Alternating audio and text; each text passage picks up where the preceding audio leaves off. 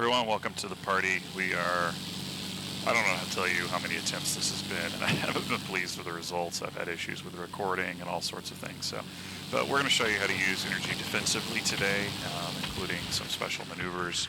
And we're going to do that in a plane that I wouldn't have normally thought to do energy fighting in, or teaching it in at least, and that is the S199. But after all, under the hood, this is still Messerschmitt 109. And it actually handles far better than it should on paper. These 20s are better than they ever were in real life. The plane handles better than it ever did in real life, I think. So good stuff. And you can see already, even though I'm a multi-role, no excuse for not having good energy management, right? And that's essentially all energy fighting is making sure that you do good energy management. I did a horizontal turn there, but that's what I needed to do to get to the plane to get the kill, right? I didn't have the speed to do a vertical loop. I didn't have the boost to do a vertical loop, and so that just wasn't happening.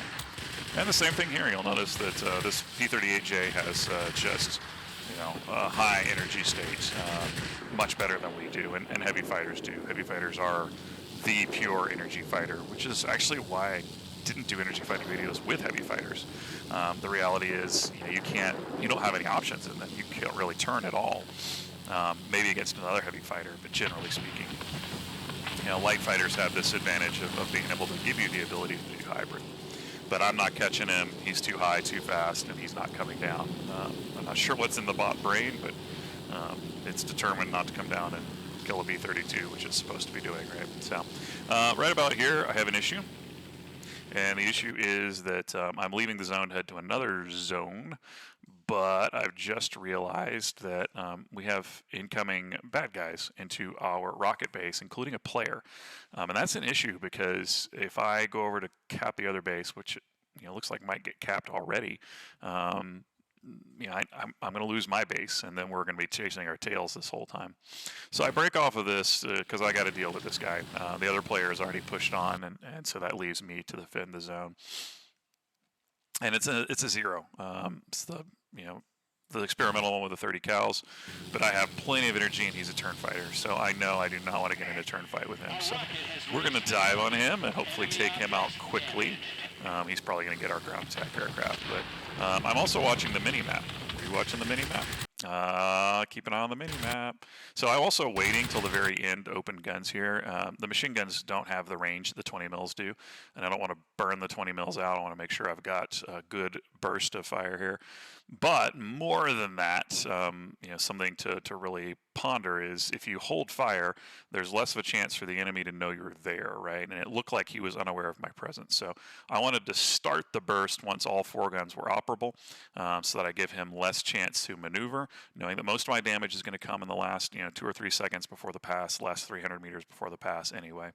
And you guys already know, I'm not going to turn with him. It would be dumb to turn with him, a zero. But nonetheless, we're going to get him down as far as we can. We get him down to 12 hit points. We do a crit, and he's not going to bother to chase us, which is correct. And I'm going to turn because you keep an eye on the minimap, like I told you to. It's 5-1 over here, and granted, one of those is a ground attack aircraft, but I'm in dire straits here. The reality is the P-51 diving on me is the other player on their team.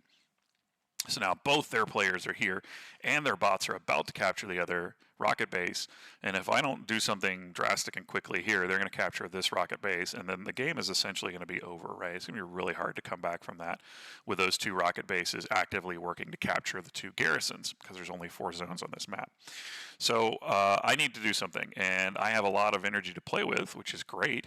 So that's what I'm going to do. We're going to get to a little bit of a ballet here, and we're going to maintain that energy, and then we're going to use it defensively. We're going to use it to dump out, and then we're going to use it to maneuver, because energy fighting is not just about going into the vertical with someone. It's not just about banking the energy. It's about how you spend it.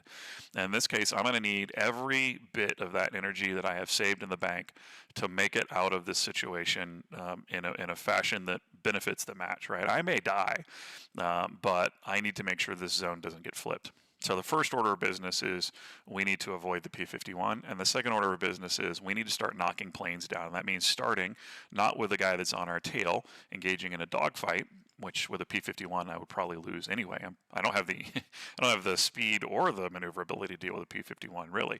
So that would be a waste of my time. What I need to do is knock down enemy aircraft as fast as possible. We're going to loop over our shoulder. We're going to finish this 0. And then we're going to look for our most opportune targets. Is there someone else we can knock down? We need to buy as much time as possible. We need to let our ADAs do some work. We need to let some of our team respawn into this zone to defend it. So first order of business is avoiding the dive. And look how fast he's going. This P-51 really rocking a high energy state, right? He is diving. But watch what he does. Look on the mini map for about the next 5 seconds. I'm going to shoot down the 0, but that's not what's important. Watch the mini map. Watch what the P-51 does. Turns, right? Did you see that? There's a tight turn, and it's already moving back towards me. And the arrow is right up here in the center of the screen, just above where the garrison base is. And so you can see he turned, right? And he probably did that just with a hard braking turn, a rudder turn, something like that. But he is burning for me. So I need to immediately be thinking about what I'm going to do. But I want to maintain energy, because part of the problem with energy is if you're out of energy, it also means you're moving slow. And if you're moving slow, you're an easier target. If you're an easier target, you're going to die more quickly. And I need to stay alive as long as possible. So I'm going to finish off the 0, and then I'm going to go into another dive. I'm going to give up some of my altitude, pull some money out of the bank so that I can go down. Do I trick on the Yak 7? Probably not. Again, he can also outturn me. What I really need to do is just keep maneuvering and finish the pass. And I'm going to turn under the P-51. You can't see this on the screen because you can't see him, but he just went over me. And then I'm going to immediately loop into a split S. That is, I'm going to wing over and go under again. I'm going to maintain that speed. I'm just trading altitude for speed to keep myself fast. And I'm going to go for whoever the opportune target is. And right now, it looks like it might be XP. But then I realize I have a nice, slow ground attack aircraft. It's the German one, so he doesn't have a giant pool of health for me to worry about. I can handle him fairly quickly, and if I can keep going in the vertical like this, it'll make it harder for those bots, going the up and down, to really track in on me. And the other player is also maneuvering at this point too. You're going to watch him take another pass on me, right? He's coming back in again. Looks like he went out and looped and came back. So he's trying to maintain some good energy as well, keep his speed up. And I'm going to take note of that. But I really decide the best thing for me to do at this point is get this ground attack aircraft out of the way.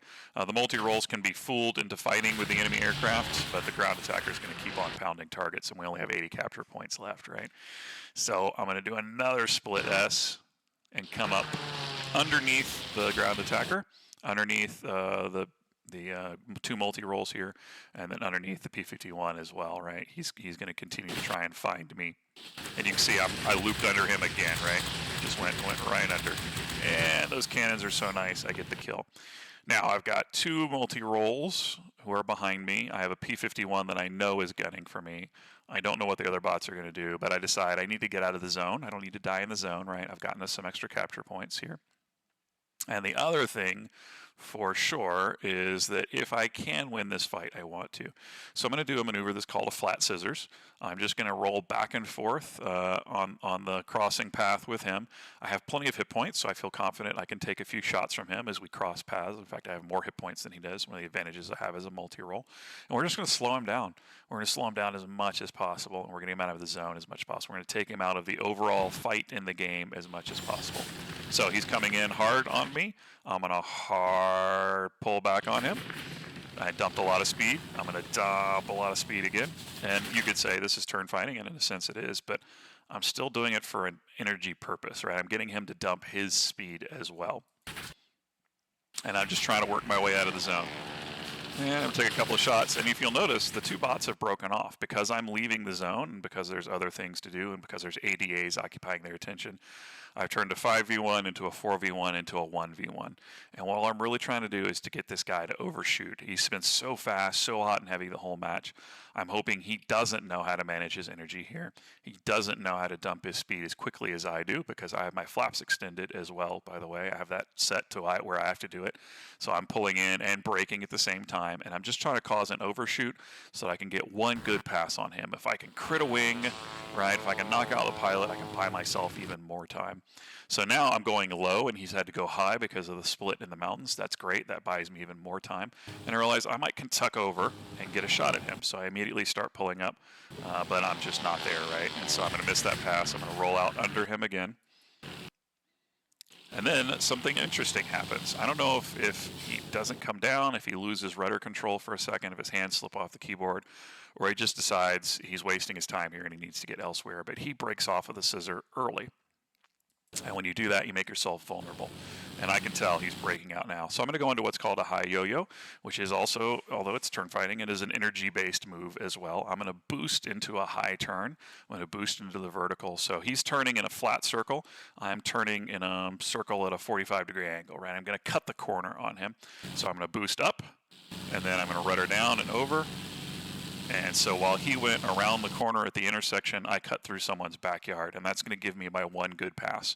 And we're going to hope for the best here. It may not work. I may not get enough guns on him. I'm probably not going to kill him. He's got too much hit points for that. But if I don't get the critical I'm looking for, we'll have to reset the fight, and it'll either devolve into a pure turn fight or something else. But I've used all the energy principles I can at this point, and watch what happens. I get not only a crit on a wing, but a fire as well. And so now this fight is over. He can't turn with me. He's losing HP. And so, his options are limited. He can burn away from me. But I'm going to turn fight here at this point. I need to get around as quickly as I can. I need to not let him get away at this point. So energy be darned for a second. This is not a place in life where I can afford to save energy. It's only a place where I can afford to spend it.